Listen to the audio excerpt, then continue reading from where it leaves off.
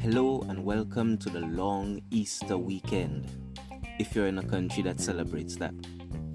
And did you know in the UK alone, it's estimated that they are probably going to spend at least £415 million on Easter eggs only, not including any extra gifts. But before we get to that, plastic cutting boards have shown to shed microplastics in food. Yes, it's true.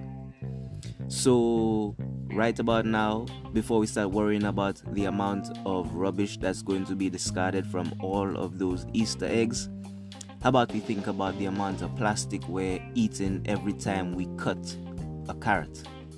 Hello and welcome back to Focus, and thanks for tuning in once again to another episode.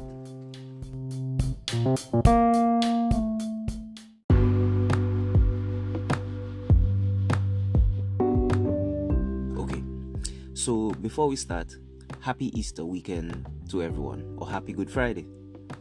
And also, plastic cutting boards are evil. Every slice shows microplastics moving from the board into the food. That's something you should bear in mind before you start getting down and dirty and preparing your Good Friday meal. Maybe you might want to use a different cutting board.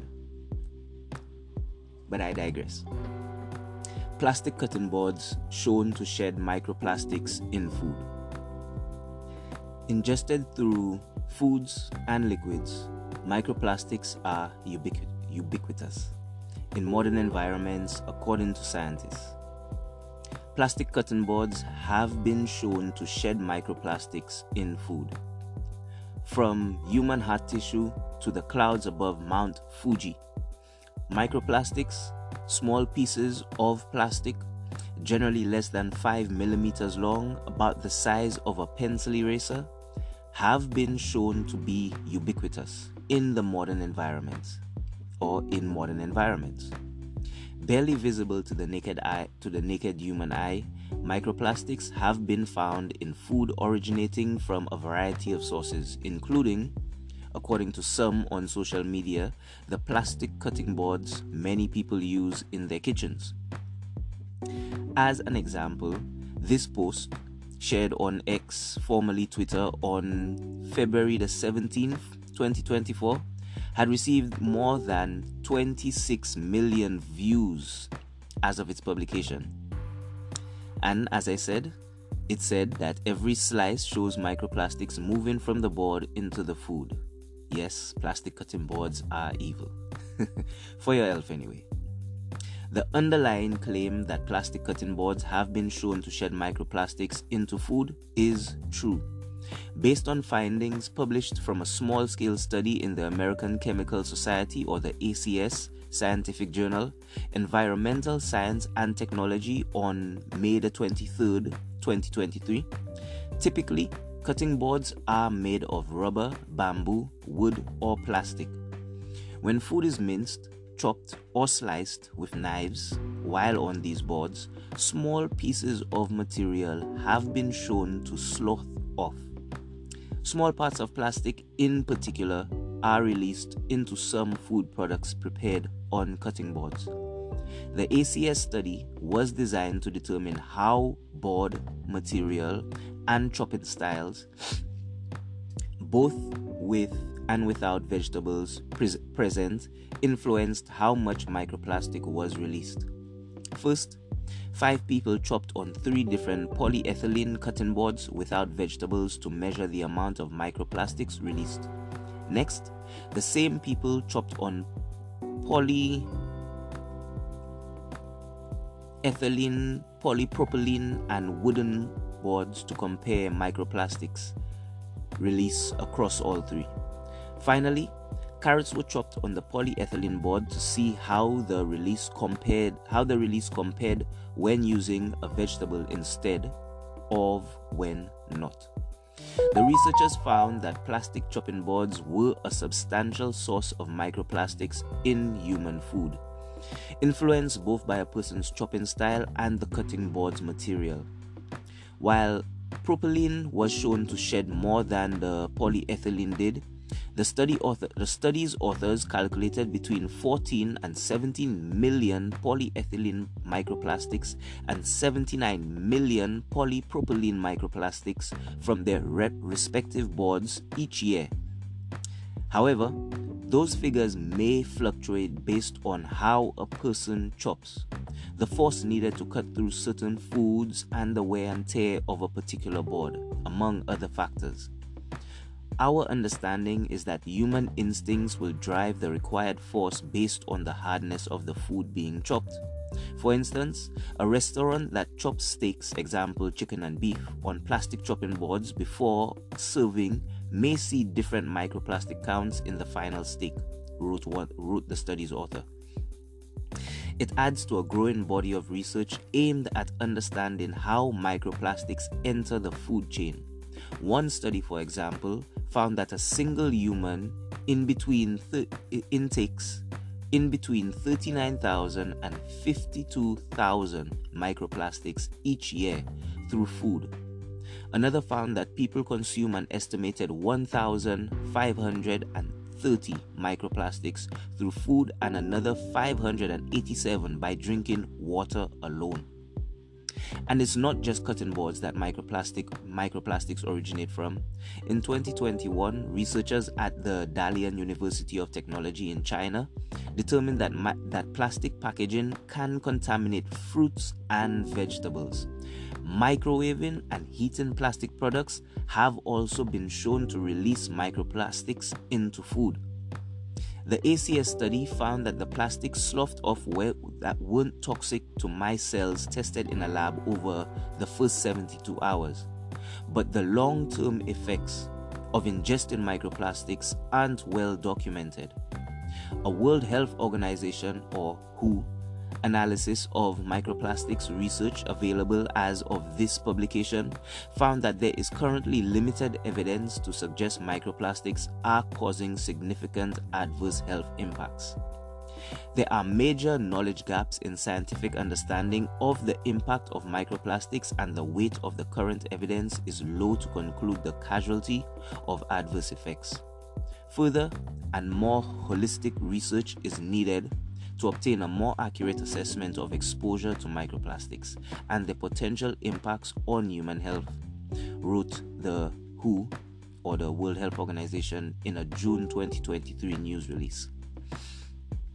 From a superworm capable of eating plastic to claims related to the Great Pacific Garbage, Snoops has looked into digital rumors related to the world's most pervasive pollutant available in our archive. And that was the name of the website, which I will drop a link to at the end of the show. But like I said, Earth is amazing. And if not for amazing people figuring this out, who knew? But hey, let's not just save the world, let's save ourselves. Let's try and reduce how much plastic we actually put into our bodies. I mean, depending on where you are, they say our body is a temple. Like I said, Earth is amazing. Thanks for tuning in to another episode of Focus.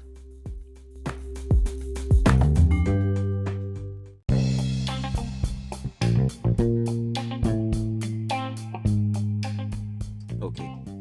Thanks for sticking around and tuning in to another section of another Thoughts and Facts section. Now, if you're like me, or as far as I'm concerned, you don't need to be a rocket scientist or a genius. So once again, if you're like me, it's no secret that plastic chopping boards do release plastic into food or when you use them. I mean, the evidence is quite literal, isn't it? By the time you're finished using one of them, you always notice those long lines, short lines, deep lines. As the article suggested, depending on what it is you're chopping, how much force you put into it determines how much plastic is released into your food. So, considering that the article also mentioned that we don't know how these microplastics are affecting us, because it said that the mice cells were exposed or tested over a 72-hour period, but no, how could I say it, immediate effects were detected, and the long-term effects are unknown. But if you've been listening recently, you would know that I recently covered an article that did come to some kind of correlation, not causation, but correlation between the two. And when I say between the two, I'm talking about plastics and, let's say, the world's declining health. But that's another episode that you should check out. But anyway, the reason I'm highlighting the fact that plastic chopping boards are an issue is not only the fact that plastic chopping boards are an issue, is the fact that plastic in itself is being used worldwide as what was known to be a lifesaver or a game changer. I mean, we can't live without plastic, so it's kind of ironic how evil it is, if you get that. But it's for the fact that so many of our products are plastic wrapped, and not only are our products plastic wrapped, in many homes you find storage containers are now plastic. I mean, plastic came as a revolution, right? But just in case you're still wondering, and I know we're a bit late into it, microplastics come from the breakdown, release, or erosion of any and all plastic materials, some of which have a lifespan between 50 to 300 years. And there are many different types of plastic, at least 12,000, I'm pretty sure. And that the reason I say it like that, it's because of the chemical makeup or the chemical signature. I mean, if you're a scientist, it's pretty easy to understand this. The everything has its own unique chemical makeup. I mean, it's like in an Excel spreadsheet. If you want a different result, you follow a different formula. The formulation of each one of these plastics are so chemically and uniquely different that there are over 12,000 of them, at least. I'm pretty sure. But we only use at least 7 of them in general. And when I say 7 of them, I mean 6. Number 7 is literally down as other, and the other contains literally the thousands of others that are on the market. Which brings me down to another point of the recycling of these products, which also I covered an episode about, which manufacturers have now, or more or less, been found out to have been deceiving the public on how well we can recycle these products, because the fact that they are so uniquely chemically different, it means you cannot recycle them or melt them down in the same batch, meaning you've got to do each one of them individually for it to actually be effective. And even then, its effect is only limited. You can only use it once or twice. But I've already said too much about that. Check out the episode. The reason, once again, I'm highlighting this is because, like I said, it's the beginning of the Easter weekend. I hope you have a great Good Friday if you're into that. If not, I hope you just have a Good Friday nevertheless. If you're going to have friends and family around, I hope it's a great time. But if you care for your family as much as I care for mine, maybe ditch the plastic chopping boards. Hey, maybe even ditch those plastic containers. Because like the article also mentioned, heating things up in plastic or heating plastic also releases or causes the breakdown of the plastic. And it does this by many things. You understand this. When something gets hot, it expands. When something gets cold, it shrinks. And when I say this, I mean in the sense of, let's say, water, for example. When it steams up and it gets hot, it expands. You can't keep it in a balloon, it will make it pop. But if it's frozen, it actually shrinks to a degree before it expands. if that makes sense, or if you've got it in a plastic bottle anyway. Understand that reference? Meaning, if you see you've got it under those circumstances, when you see the bottle contracts and expands, this process is what causes the release of the plastic, both thermal and both on a both on a thermal reaction and a thermal reaction, hot and cold. So, meaning if you use the plastic to freeze something, in the process of the plastic being frozen, it breaks apart.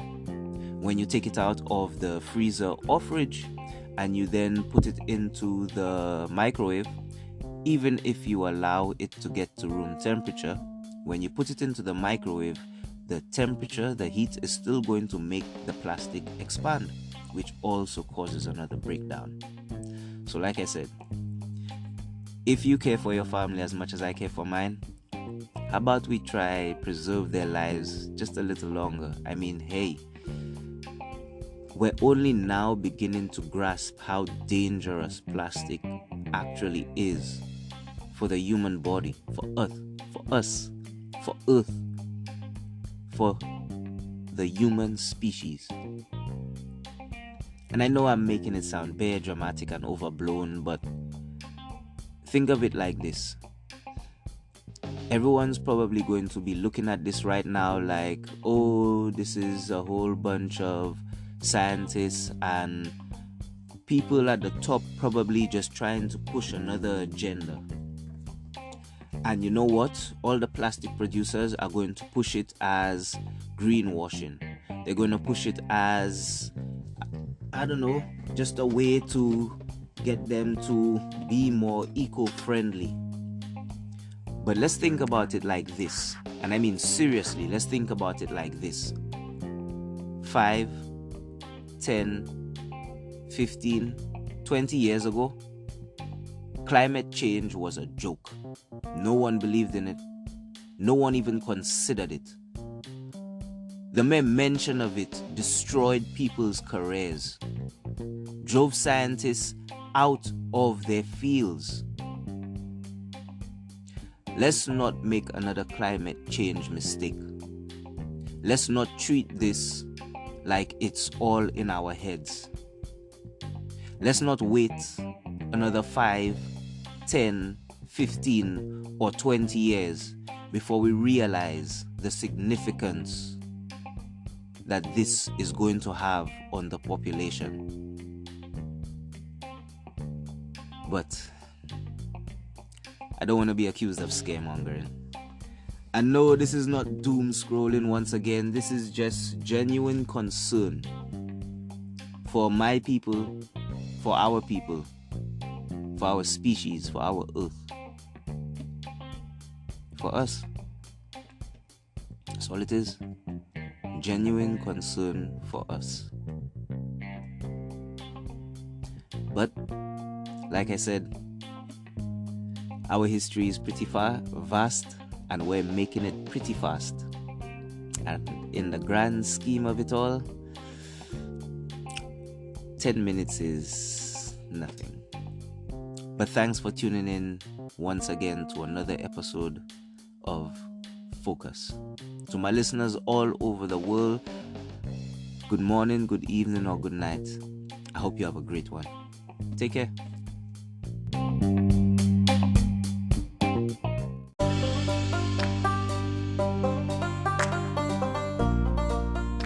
For links to the articles, check out the episode description.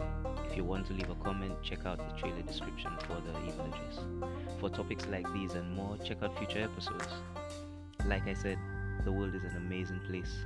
There's a lot going on, and sometimes we just need to take a moment to focus.